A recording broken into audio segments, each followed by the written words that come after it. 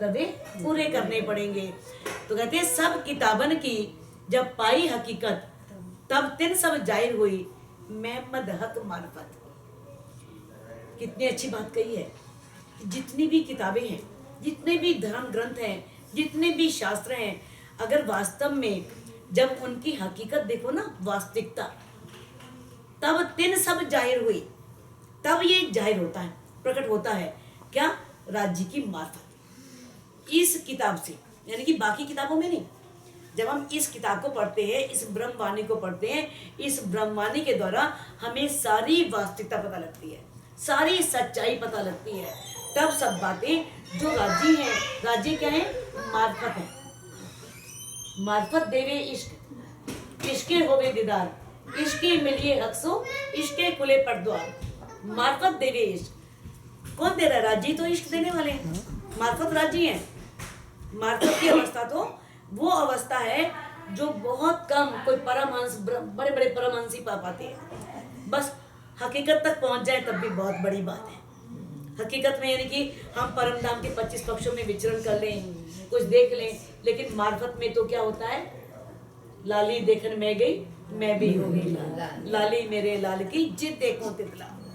फिर उस समय तो कभी भी कोई भेद रहता ही नहीं है। फिर तो गुरु और शिष्य दोनों एक हो जाते हैं। फिर राज्य में और उस ब्रह्ममुनि में कोई अंतर रहता ही नहीं, वो दोनों एक हो जाते हैं। तो कहते हैं तब तिन सब जाहिर हुई महमद हक मार्फत। अब महमद तो पता है मोहम्मद साहब नहीं है, ये महमद जिसकी बहुत शोभा है।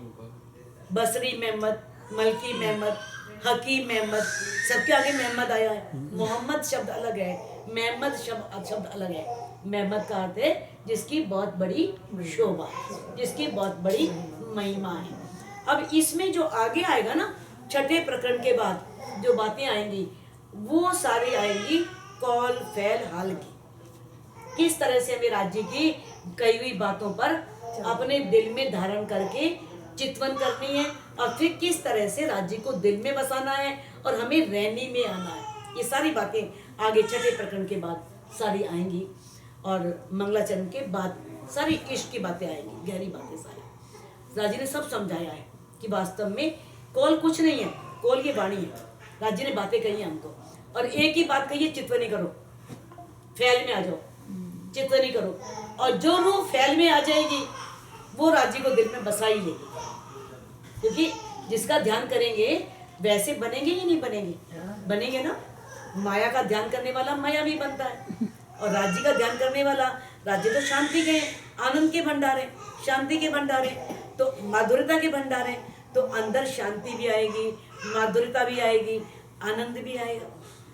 तो हम इसी चौपाई को यहीं दोहराते हैं, क्योंकि प्रकरण बहुत लंबा है, क्योंकि 46 चौपाई है, बहुत लंबा जाएगा। तो इस चौपाई को यहीं दोहरा देते हैं। तो आप सभी मिलकर बोल सकते हैं, सब किताबन की